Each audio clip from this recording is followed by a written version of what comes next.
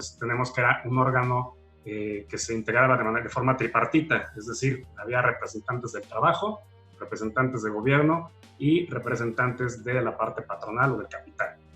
En este caso, haciendo una clara distinción en esta parte que va a ser la nueva reforma y la nueva aplicación de esta nueva ley, vamos a desaparecer las juntas de conciliación y arbitraje para crear estos nuevos órganos, que son los tribunales laborales y el Centro Federal de Conciliación y Registro Laboral.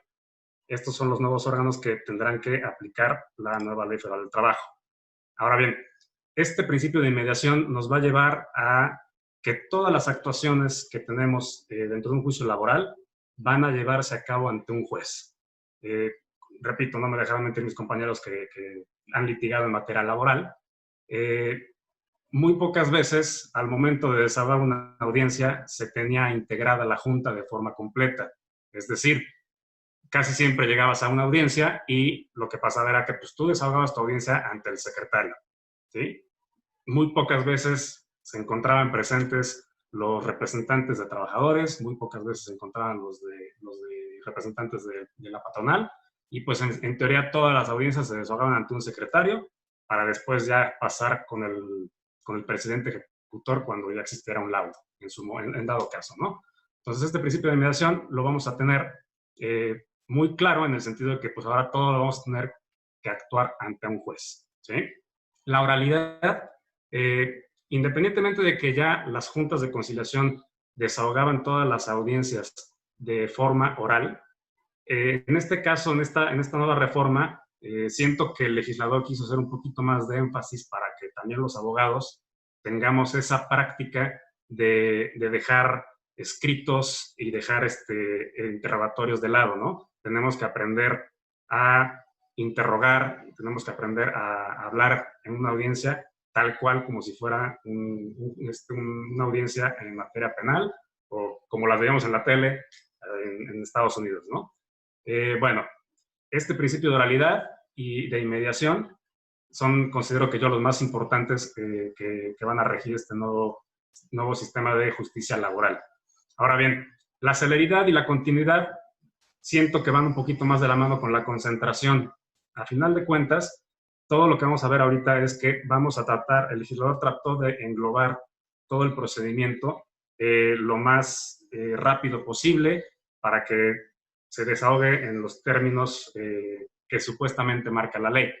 Ese es un tema que a lo mejor siento que vamos a tener que analizarlo ya que tengan la existencia de estos órganos, porque a final de cuentas la ley de 1970 tenía sus términos bien establecidos. De manera posterior vino la Ley Federal del Trabajo, la reforma a la Ley Federal del Trabajo en 2012, y se supone que ese procedimiento se iba a acelerar. Se supone que el juicio se iba a desahogar en términos más rápidos y a final de cuentas el trabajador iba a tener una respuesta más rápido por parte de las autoridades. ¿Qué pasaba? El problema es que una de dos, o había demasiada carga de trabajo en las juntas de conciliación o hacía falta de personal, ¿sí? Y independientemente de eso, eso conllevaba que también existiera un rezago y los términos y los tiempos que marcaba la ley, pues obviamente no se cumplían. Tendremos que ver si en esta nueva reforma efectivamente pues se vayan a cumplir estos términos, porque digo, es muy bonito que nos marquen un juicio que se lleve a cabo en casi 4 meses, según lo que marca la ley, y tiempo, o sea, digo, días más, días menos, pero en la práctica ya tendremos que ver si efectivamente van a tomar esos tiempos o va a pasar exactamente lo mismo, ¿no? Bueno, la publicidad, como todos sabemos, todas las audiencias son públicas, ¿sí? Y la veracidad, este principio se me hizo muy importante y muy interesante porque en esta nueva ley, en esta nueva reforma, perdón, le están dando la facultad a los tribunales y al juez primordialmente para que se analice qué tan creíbles son los hechos que se plantean en la demanda.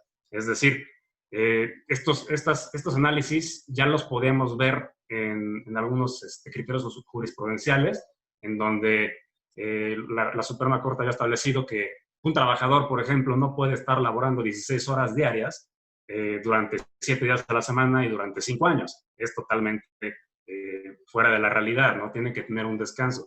Pero ahora ya se está estableciendo esta facultad a los tribunales y a los jueces para que hagan ese análisis de los hechos para que se pueda emitir una sentencia de acuerdo a la realidad, ¿no? La que sigue, por favor. Bueno, entrando ya en tema, la conciliación prejudicial va a ser el primer paso para poder empezar con este juicio laboral. Y vamos a ver que esta conciliación se va a llevar a cabo ante el Centro Federal de Conciliación y Registro Laboral, y también existirán en las entidades federativas estos centros. Este procedimiento está en el título 13 bis de la nueva Ley Federal del Trabajo y prácticamente nos va a narrar lo siguiente. Dice que la conciliación prejudicial se va a desahogar cuando mucho en 45 días naturales, ¿sí? Una vez que llegue, aquí vamos a estar hablando de un solicitante y de un citado. No vamos a estar hablando todavía de actor y demandado. Entonces, aquí el citado tendrá que acudir ante el Centro de Conciliación y Registro Laboral correspondiente y va a solicitar que se emita un citatorio. Entonces, ese citatorio se lo van a dar al trabajador, en este caso, al citado, al solicitante, y el solicitante podrá ir a dejar ese citatorio a la parte citada, ¿no? Aquí también entra otro supuesto en el que, pues, ¿qué pasa si a lo mejor el solicitante pues, no lo va a entregar, ¿no? Nada más se quiere saltar este paso. Bueno, la ley te contempla que en dado caso de que se le entregue al solicitante este citatorio, el Centro de Conciliación puede señalar audiencia dentro de los 5 días siguientes. Si la parte citada no se presenta, entonces se señalará una nueva fecha para poder tener una conciliación. Aquí en esta parte vamos a tener una nueva figura que van a ser los actuarios que van a estar en el Centro de Conciliación y Registro Laboral correspondiente, ¿sí? En teoría, digo en teoría porque pues no sabemos cómo van a estar la carga de trabajo, cuando se llega a pedir el citatorio, nos señalarán fecha para una audiencia de conciliación dentro de los 15 días siguientes, ¿sí? Y eso quiere decir que obviamente ese citatorio tendrá que llegar a la parte demandada o a la parte citada 5 días previos a la fecha de la conciliación. Entonces, están esos dos supuestos, que el solicitante lleve el citatorio o bien que el actuario lo vaya a llevar, ¿no? ¿Qué pasa cuando no acude alguna de las partes? Bueno, cuando no acude alguna de las partes, cuando no va el citado, cuando no va el citado, se va a emitir la constancia de agotamiento. Este es un documento muy importante que va a servir para poder presentar la demanda laboral, ¿sí? Ahorita lo vamos a ver más adelante. Y cuando no va el solicitante. Cuando no va el solicitante, que se entiende que no existe interés, entonces la conciliación la van a archivar, ¿sí? Y aquí hay una cuestión muy importante que yo creo que se debe de hacer bastante análisis, porque tenemos que ya aquí tomar en cuenta los términos prescriptivos. Normalmente, cuando un trabajador va y solicita un citatorio, es porque lo despidieron o porque tiene alguna queja. Entonces, a raíz de eso, ¿qué va a pasar? Yo tengo un término establecido en los artículos 516, 17 y 18 para poder presentar mis acciones, y en dado caso de que no los ejerciten esos términos, pues obviamente voy a perder mi derecho. Entonces, aquí lo que contempla la nueva reforma es que cuando tú solicitas este citatorio ante el Centro Federal de Conciliación y Arbitraje o los de las entidades federativas, los términos prescriptivos se van a interrumpir. Es decir, ahí, si pasó un mes, pues ahí se van a quedar, ¿sí? Pero cuando se termine la conciliación, no vamos a empezar otra vez de cero. Se van a reanudar, ¿sí? Entonces, tendremos un mes nada más para poder presentar la demanda. Si fuimos a solicitar el citatorio un día antes de que se acabara el término, pues entonces tendremos que ser muy, muy cuidadosos en el sentido de, pues, presentar la demanda laboral al día siguiente para que no prescriba la acción, ¿no? Esta constancia de no conciliación está establecida en el 684B de la Ley del Trabajo, ¿sí? Y existe una posibilidad de que cuando vaya el actuario a buscar al patrón, pues no encuentre el domicilio. Entonces, el actuario tendrá que levantar su constancia y va a dejar a salvo los derechos del solicitante. Entonces, ¿qué va a pasar ahí? Se va a sentar eso y le van a entregar al trabajador o al solicitante esta constancia de agotamiento para que pueda continuar con su procedimiento. ¿Vale? Entonces, esa es digamos, la parte primordial a grandes rasgos de cómo se va a llevar a cabo la conciliación prejudicial. ¿Sí? La que sigue, por favor. Bueno, ya pasando después de la conciliación prejudicial, vamos a tener que el nuevo sistema de justicia laboral se va a dividir en dos etapas, la etapa escrita y la etapa de juicio oral. Algo que me llamó mucho la atención es que ya esta nueva reforma está estableciendo que los tribunales laborales deben tener una plataforma digital, ¿sí? Porque al momento en que una persona presenta su demanda, se le va a tener que asignar un número de usuario, perdón, un nombre de usuario y una contraseña para que en dado caso que se solicite de esa manera, las notificaciones puedan ser a través de esta plataforma digital. Aquí, obviamente, los tribunales pues, tendrán que tener una muy buena infraestructura a efecto de poder cumplir con este requisito que establece la ley. Pero bueno, ahora bien, la etapa escrita comprende la demanda, la contestación, la réplica, la contrarréplica y en dado caso, si es que se puede plantear, digamos, en el asunto en particular, puede estar la reconvención, ¿sí? Entonces, esta parte, obviamente, cuando exista reconvención, se va a regir bajo las mismas reglas de la demanda, contestación, réplica y contrarréplica, ¿sí? Y posteriormente vamos a pasar a la etapa de juicio oral.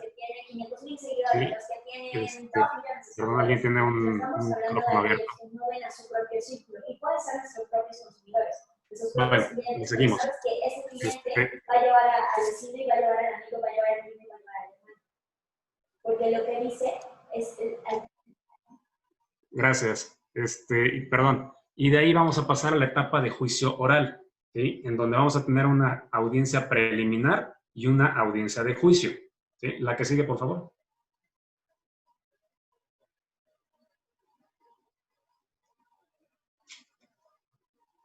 La que sigue, por favor. Gracias.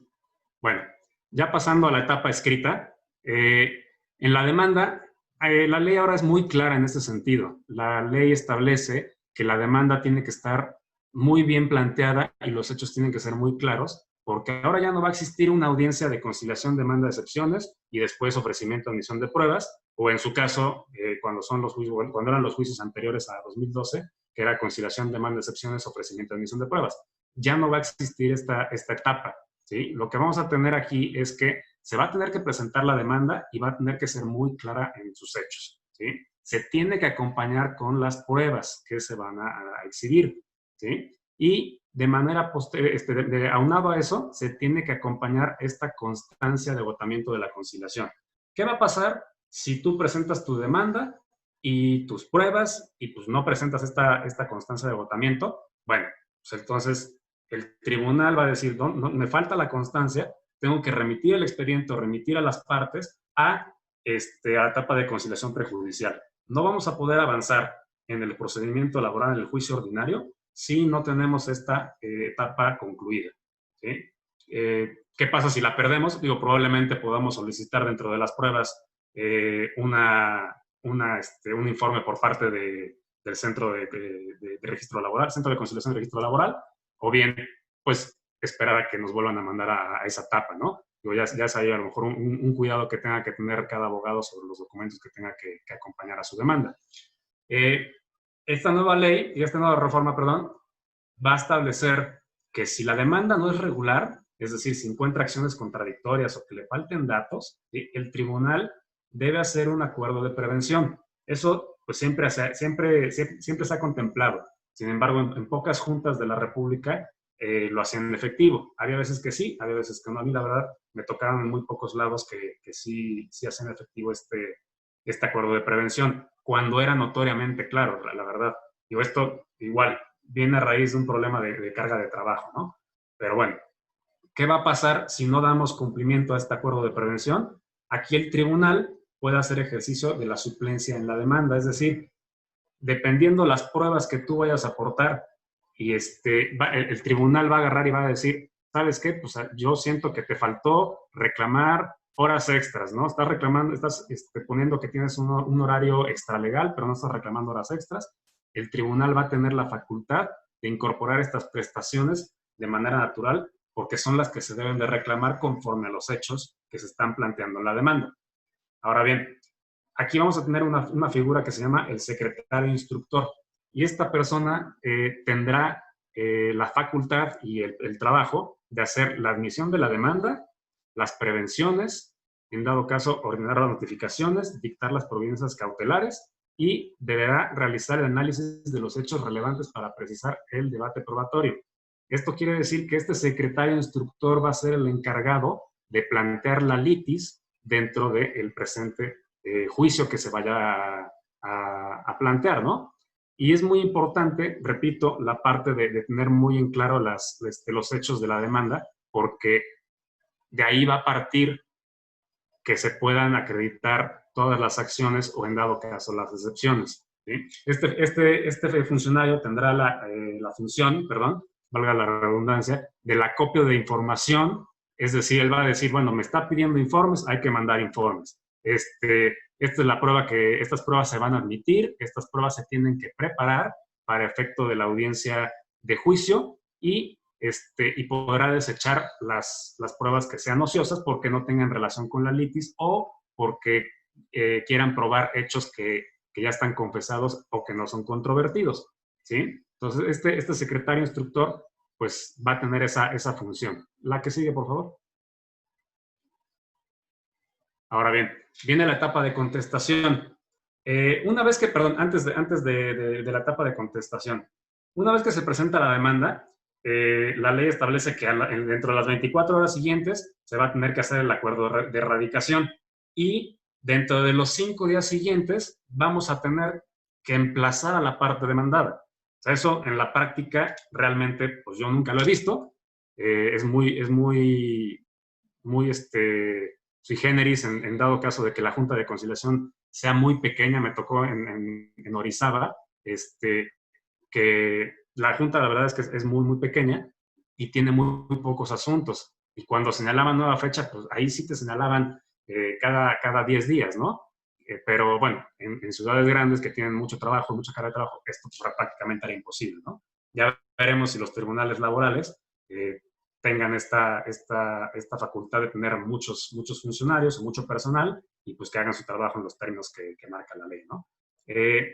Bueno, pasando a la contestación. Una vez que ya estás emplazado a juicio, la ley te otorga 15 días para que tú, parte demandada, presentes tu contestación, ¿sí? Y a la misma contestación tendrás que acompañar las pruebas que vayas a ofrecer, ¿sí? Esto es lo que yo comentaba, que es lo que más o menos veíamos en materia civil.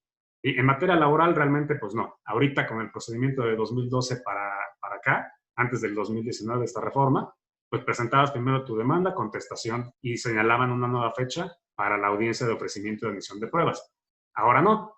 Ahora tienes que acompañar todos los elementos porque tienes que tener todo con el secretario instructor, ¿sí? El secretario instructor tendrá que tener el análisis de ambas partes, todas las manifestaciones para poder plantear la litis y hacérsela saber en la audiencia preliminar, ¿sí?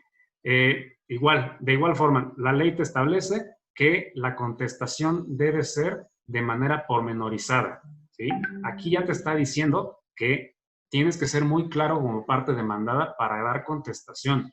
Tienes que o afirmar los hechos o negarlos, o bien manifestar que los ignoras porque no son propios, ¿sí? Pero, como en todo, te establece que si tú eres evasivo a la hora de contestar o bien guardas silencio sobre alguna cuestión, se va a entender que tú estás consintiendo ese hecho o lo estás reconociendo y no podrás aportar prueba en contrario, ¿sí? Después de ahí, perdón, en la contestación también tendrás que hacer la objeción de las pruebas, ¿sí? Entonces, presentas tu contestación, presentas tus pruebas con todos los elementos que deben de tener para ser desahogadas y aparte debes realizar las objeciones a las pruebas con las que te corren traslado, ¿sí? Después de ahí viene la réplica y la contrarréplica.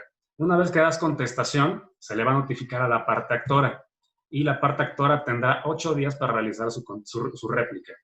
De manera posterior, ya que emiten esa réplica, parte demandada va a tener 5 días para poder hacer su contrarréplica, ¿sí? Entonces, es hasta este momento en donde ya el secretario va a decir, bueno, pues ya tengo todas las manifestaciones de las partes, ahora sí, viene lo bueno, va a señalar fecha para la audiencia preliminar y tengo que analizar la litis del presente juicio, ¿sale?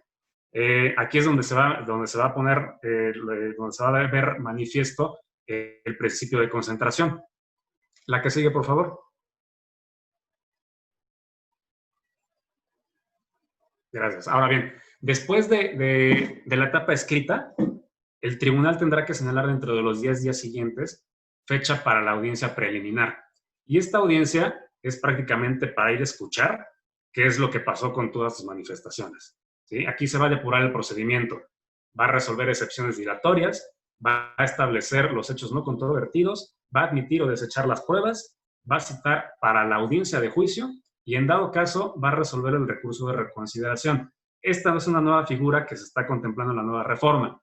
Este recurso de reconsideración es para hacerle ver al juez que el secretario instructor, al momento de realizar el análisis de todas las manifestaciones, la admisión de las pruebas y plantear la litis, tú como parte consideras que cometió un error.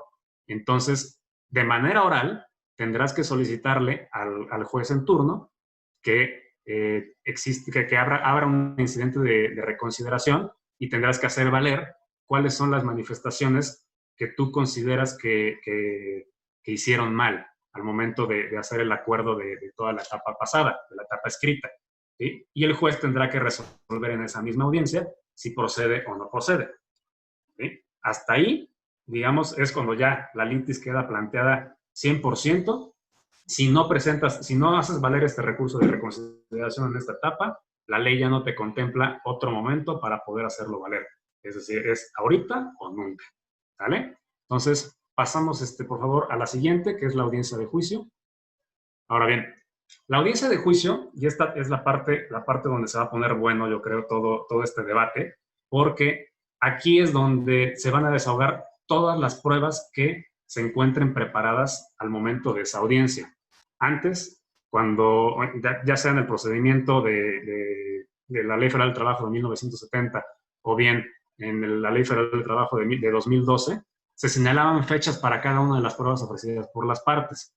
Es decir, las confesionales se desahogaban tal día, las testimoniales, otra fecha distinta, la inspección, otra fecha distinta, y de ahí pues venían obviamente, en dado caso de que no estuvieran notificadas los testigos o los absolventes, o la parte estuviera a lo mejor un día inhábil y pues tenía que llevar a cabo la inspección, bueno, pues tendrá que notificarse una nueva fecha para efecto de desahogo de pruebas. En este caso, en el nuevo procedimiento, la audiencia de juicio va a servir para que se desahoguen todas y cada una de las pruebas que se encuentren preparados ese día, ¿sí? Para mi gusto, se van a desahogar pruebas periciales, pruebas confesionales, pruebas testimoniales, pruebas de reconocimiento de contenido y firma de algún documento, ¿sí? Y en dado caso también la inspección. Ahorita pasamos a esa parte de por qué digo en dado caso, ¿no? Las pruebas confesionales van a tener un gran cambio, considero, para efecto de su desahogo. Las pruebas periciales también tienen un cambio muy, muy especial, y la testimonial, esa tal cual, pues no ha sufrido mucho cambio porque casi siempre se desahoga de manera oral, pero tiene ciertas variantes, ¿no? En dado caso de que alguna de las pruebas no esté preparada para desahogarse, el juez tendrá que señalar dentro del término de 10 días siguientes la fecha para que se desahogue la misma, ¿sí? La que no esté preparada por causa imputable a alguna de las partes, pues obviamente va a pasar la deserción, ¿sí? Y una vez que se desahoguen todas las pruebas, pues va a tener que existir la certificación por parte del juez de que no queda prueba pendiente por desahogar y se le dará uso a la voz a las partes para que formulen sus alegatos, ¿sí? Entonces, esto, digamos, a grandes rasgos, cómo se va a desahogar la audiencia de juicio. Repito, Aquí va a depender mucho de cómo esté preparada, cómo esté integrado, perdón, el tribunal, para ver si las pruebas están preparadas debidamente para ese día, ¿sí? Tendremos que esperar a ver qué tanto trabajo tienen, qué facultades van a tener, en dado caso, dentro de sus ámbitos para que puedan cumplir con este requisito de desahogar el mayor número de pruebas en una sola audiencia. ¿Sí? La que sigue, por favor. Ahora bien, la Ley Federal del Trabajo establece estas pruebas. La confesional, la documental, la testimonial, pericial, inspección, presuncional, instrumental, las fotografías. Hasta este punto, en la ley del 2012, todavía existían hasta la fracción octava. Ahorita, en esta nueva reforma, están agregando la fracción 9 y la 10, que son las constancias de notificación hechas a través de buzón electrónico, que era lo que comentaba en un inicio.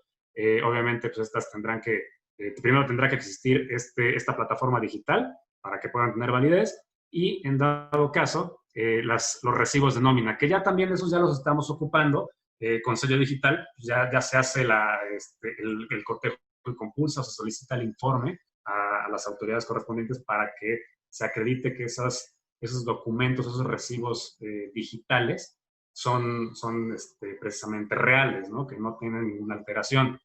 Entonces, la que sigue, por favor. Estas son las nuevas pruebas que maneja la nueva reforma. Ahora, pasando ya al desahogo de las pruebas, la prueba confesional, ahorita en los procedimientos que se están desahogando, pues prácticamente es una prueba de mero trámite, porque es muy fácil de desahogar. Se desahoga sobre hechos controvertidos y normalmente siempre las partes pues, van a contestar a todo que no, ¿sí? De repente existe uno que otro absolvente que pues medio se equivoca o se pone nervioso y una contesta que sí, pero en este caso ya este nuevo cambio que va a existir con las pruebas confesionales en la nueva reforma le va a dar facultad a las partes a absolver posiciones y responder preguntas. Es decir, aquí ya va a existir una facultad para los abogados de poder realizar un interrogatorio abierto. Y esto creo que va a ser bastante bueno porque esta prueba prácticamente pues era o esperar a que no llegara para que se declarara confeso ficto en dado caso, o pues nada más ir a desahogar esta audiencia, a escuchar a que el absolvente dijera todo que no, negara todas las posiciones que se le formularon. Era una prueba muy sencilla.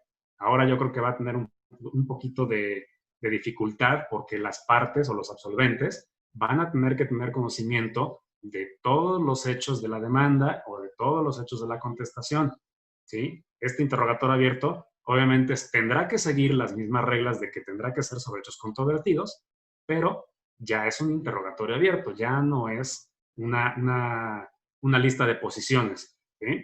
Esta prueba confesional ya no se va a desahogar con un pliego de posiciones, ya se tendrán que formular de manera oral ante el juez, al momento de la audiencia, las posiciones y las preguntas que se tengan que realizar para efecto de tratar de que el absolvente responda en beneficio del oferente, ¿no? La confesional a cargo de directores, administradores y gerentes sigue siendo admisible. Aquí, en esta nueva reforma, tenemos que ya el legislador está tratando de incorporar ciertos criterios jurisprudenciales, como son la presentación de estas personas a cargo ante la autoridad, perdón, ¿sí? Y esto quiere decir, antes de la reforma de 2012, normalmente cuando se señalaban a varias personas, pues cuando eran por hechos propios, el actor tenía que notificarles de manera personal para que acudieran a la audiencia. Y en este caso, y de manera posterior, salió un criterio que si son a cargo de directores, administradores, gerentes o personal por parte de la empresa, la notificación quedará a cargo del apoderado de la parte demandada, ¿no? Entonces, aquí vamos a tener que este criterio ya está establecido en la ley, ya no vamos a ocupar ese criterio jurisprudencial. Ya la ley contempla que cuando sea confesional a cargo de estas personas, pues obviamente la presentación quedará a cargo de la parte demandada, ¿sí? Y aquí la facultad nueva que le dan al juez va a ser que esta persona perdón, que estas personas, en dado caso de que su declaración sea irrelevante porque ya se les preguntaron sobre los mismos hechos a otras personas, el mismo juez podrá decir, ¿sabes qué? A estas personas ya no les voy a preguntar, ya tengo una declaración que creo que es suficiente, entonces podrá desechar el desahogo de estas pruebas confesionales a cargo de varios directores. ¿Sí? Esto pasa, yo creo que porque muchas veces se citaban a los socios, se citaba al gerente, se citaba al director, se citaba al jefe inmediato, y bueno, pues esto conllevaba que todo el procedimiento retardara, porque pues muchas veces no estaban todos, y había veces que unos se enfermaban o se enfermaban, y presentaban certificados para efecto de dilatar el procedimiento, que esa es otra de las cuestiones que ahorita quiero tocar. En base a la prueba testimonial, como les comentaba, esta prueba testimonial siempre ha sido de manera oral, pero existía la posibilidad de presentar tu cuestionario por escrito o bien realizarlo de manera oral en el momento de la audiencia. ¿Sí? Ahora ya no, ahora ya estas preguntas, al igual que la prueba confesional, deben de hacerse de manera oral ante el juez. Y aquí es donde la ley pretende que se deje atrás esa cultura del interrogatorio escrito para que tenga un mayor dinamismo la audiencia, el desahogo de la prueba testimonial, perdón. ¿Sí? El oferente de la prueba va a ser quien tenga el control del testigo y debe ser quien tenga que ocupar esas técnicas para que el testigo le demuestre al juez que los hechos sobre los cuales está declarando son reales. O sea, no solo tienes que ser bueno al momento de desahogar, de contestar, perdón, tienes que ser idóneo y tienes que plantear al testigo en las circunstancias de modo y tiempo y lugar para que el juez tenga la certeza de que efectivamente esa declaración pues es real, ¿no? ¿Sí? Aquí, lo que ya comentaba, se tiene que asumir la modalidad del juzgador, es decir, no tenemos que leer, ¿sí? Tenemos que acreditar al testigo, ¿sí? No solo centrarnos en la idoneidad, y aquí va a existir una nueva versión, ¿no? En muchas juntas de conciliación y arbitraje, cuando a mí me tocaba desahogar en otros estados, por ejemplo aquí en Puebla también, la prueba testimonial, muy pocas veces permitían que se objetara la prueba. Creo que en México sí permiten que hagan objeciones sobre las preguntas, perdón, sobre las preguntas que se realizan al testigo. ¿Sí? Aquí en Puebla, la verdad es que no es muy común que se realice esa objeción. Muchas veces el secretario es quien toma el control de la audiencia, y ahora en esta nueva reforma, el juez le tendrá que dar vista a la contraparte para que objete la pregunta que se quiera formular. ¿Sí? Entonces, aquí vamos a ver un control horizontal del debate. ¿Sale? En dado caso, también las testimoniales se podrán desahogar por exhorto, igual que en la ley pasada. Sin embargo, ahora esas testimoniales por exhorto te contempla que en dado caso de que el tribunal tenga los elementos necesarios para poder desahogarla por medio de la tecnología de información, probablemente un Zoom o alguna otra cosa, si es que tienen implementado algún otro sistema en los tribunales, pues se podrá desahogar una testimonial por exhorto a través de estas nuevas tecnologías de la información. Entonces, ya no tendrás que ir tú como parte demandada o como parte actora a la sede de otra junta, de otro tribunal, ¿sí? Para desahogar esta prueba. Se va a preparar de la misma manera, es decir, se van a formular las preguntas, las van a calificar, se van a enviar para efecto de que se lleve a cabo la prueba testimonial en otro tribunal, y ya no podrán intervenir las partes porque pues sobre eso es igual, son los mismos requisitos y los mismos lineamientos para el desahogo de testimoniales por exhorto, pero existe esta posibilidad de que se desahogue a través de estas tecnologías de la información. Ahora bien, esta parte del certificado médico que les comentaba, a mí se me hizo un poquito interesante porque ahora ya nos está contemplando esta parte de que el requisito de que tenga el domicilio, tiene que tener el requisito de que tiene un padecimiento la persona, ya sea el testigo o el absolvente, debe tener todos los requisitos de la Ley General de Salud, que tiene que tener la cédula del doctor, tiene que tener el padecimiento, en dado caso, pues obviamente el tiempo que va a estar incapacitado para poder asistir al local del tribunal. ¿Sí? Pero aquí ya nos está planteando un requisito indispensable desde el primer momento en que se exige ese certificado, y es el domicilio. ¿Por qué se pone desde un principio? Porque ahora el juez tendrá la facultad de combinar al actuario y decirle, a ver, me están exhibiendo un certificado médico porque esta persona supuestamente no puede venir a la audiencia. Necesito que vayas al domicilio que está aquí señalado y cheques que efectivamente se encuentra en ese lugar. Entonces, ya no vamos a poder ahí, en dado caso de que a lo mejor a mí me pasaba que algunos clientes pues tenían la mala suerte de que señalaban a audiencia una confesional o una testimonial un día que estaban de viaje, bueno, pues conseguían un certificado médico y pues exhibía para poder desahogar esta prueba en otra ocasión. Ahora va a ser un poquito más complicado porque si el juez determina al momento de la audiencia de juicio que se tiene que ir a checar que efectivamente está ahí en ese domicilio el absolvente o el testigo y no está, se va a tener por declarado confeso ficto o en dado caso su testimonio pues no va a tener validez, ¿no? Entonces es un nuevo requisito y un nuevo cuidado que debemos tener los abogados al momento de exhibir certificados médicos porque ya tienen estas nuevas facultades para efecto de, obviamente, darle un poquito más de celeridad al procedimiento, ¿no? La que sigue, por favor. Bueno, la prueba pericial. Considero que es un gran cambio porque si se fijan al momento, en el capítulo donde está la prueba pericial, tenemos que ya no va a existir una pericial tercero en discordia y ya no va a existir porque los peritos van a ser designados por el mismo tribunal, ¿sí? Tú tendrás que ofrecer tu prueba pericial desde el momento en que das contestación o en dado caso, estoy pensando a lo mejor que te contesten con una renuncia y en la réplica pues tendrás que ofrecer tu prueba pericial.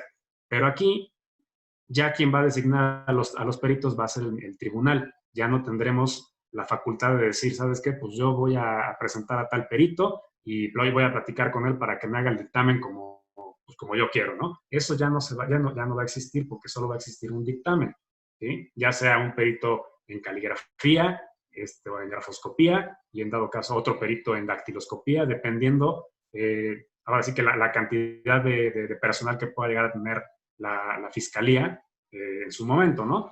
Y esta facultad del perito, pues va a ser únicamente para los peritos que puedan designar los tribunales, ¿no?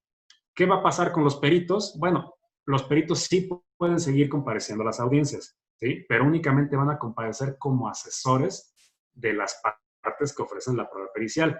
Y esto para efecto de que tú como abogado, en dado caso, puedas repreguntar al perito sobre el dictamen si es que no te está causando un beneficio, ¿sí? Entonces, esta nueva modalidad de los peritos, pues conlleva que si te tengas o una de dos, que ayudar a un testigo o en su momento de pues, tomar un curso para que tú como abogado puedas entender los tecnicismos que ocupan los peritos para poder tratar de restarle validez o en dado caso darle un poquito más de fuerza al dictamen, ¿no? En dado caso de que los peritos no se encuentren en la localidad, se podrán usar los medios electrónicos para rendir su dictamen y el juez podrá determinar si el dictamen es notoriamente falso, ¿sí? Y en ese sentido, pues obviamente el perito va a ser quien tenga cierta responsabilidad penal por tratar de emitir un dictamen notoriamente falso, ¿sí? A grandes rasgos, esta es la prueba pericial de cómo se va a desahogar, ¿sí? Ahora bien, la prueba de inspección ocular, esta se va a desahogar en el domicilio del tribunal. Y normalmente y últimamente ya estaban acordando que las pruebas de inspección ocular se llevaran a cabo en el local de la Junta. Sin embargo, cuando pues, por X o Y razón yo señalaba que el domicilio para desahogar la prueba testimonial era a fuerzas de la empresa, pues se tenía que ir a la empresa, ¿sí? Y no había vuelta de hoja. Entonces, aquí, por regla general, va a ser al revés. Se tiene que desahogar en el local del tribunal y en dado caso de que por X o Y razón no se pueda desahogar por la gran cantidad de documentos que se tengan que exhibir, pues entonces el juez le dirá al actuario que vaya y desahogue la prueba de inspección ocular en el domicilio de la empresa. Estoy pensando en un Volkswagen o en un Audi, en unas armadoras o empresas grandes como Bimbo que tienen mucho personal, pues normalmente siempre se requiere una gran cantidad de documentos para este efecto de esta prueba. Entonces, llevarlos al tribunal, pues es mucho trabajo y pues puede que se pierda, a riesgo de que se pierda algún documento importante de algún trabajador. Entonces, solo en esos casos en los que se pueda acreditar esa imposibilidad para poder llevar los documentos ante el tribunal, se van a poder desahogar en otro domicilio, ¿sí? Por regla general, tendrá que ser en el tribunal y el juzgador va a ser quien realice la ponderación para precisar si el caudal probatorio que se exhibe va a servir para acreditar, pues, ya sea los puntos de la inspección que se hayan ofrecido. La que sigue, por favor. Bueno, a grandes rasgos, como yo les estaba comentando en un inicio, considero que esta nueva reforma a la Ley Federal del Trabajo tiene muy buena, es noble, ¿sí? Quiere desahogar todo en un procedimiento muy claro, muy rápido, en donde las partes puedan tener una justicia laboral pues bastante rápida, ¿no? Pero, como les comentaba, o sea, es muy, va a depender mucho de la parte en la que el tribunal cuente con todo el personal y con todos los elementos para poder cumplir con estos tiempos que marca la ley, porque de lo contrario, pues vamos a caer en el mismo error, ¿no? En el mismo problema de tener fechas y fechas y fechas y no se pueden preparar las pruebas porque no existe el personal suficiente o tiene mucha carga de trabajo que no le alcanza el tiempo para poder realizar todas las funciones y las notificaciones en dado caso de cada uno de los juicios, ¿no? Entonces, digo, a grandes rasgos, no podemos determinar ahorita cuáles son todos los elementos o cómo realmente se van a llevar a cabo todo esto, porque pues, desgraciadamente todavía no existen estos tribunales ni los centros de conciliación, pero pues las pautas ya las tenemos planteadas. Veremos si al momento de la creación de estos órganos, pues podemos tener esta práctica clara y que cumplan con estos términos, ¿no? Ahorita, por lo establecido en los transitorios, no podemos todavía actuar conforme a estos nuevos criterios, ¿sí? De hecho, los transitorios establecen que todos los procedimientos que se hayan iniciado con posterioridad a la reforma van a ser desahogados bajo las reglas del procedimiento anterior. Y hasta en tanto en cuanto no entren estos tribunales laborales y centros de conciliación en existencia, entonces ya aplicará este nuevo procedimiento, ¿sí? Espero que haya sido un poquito claro, perdón si hablé muy rápido, pero el tiempo nos comió un poquito y espero que haya sido de su ayuda y de su agrado.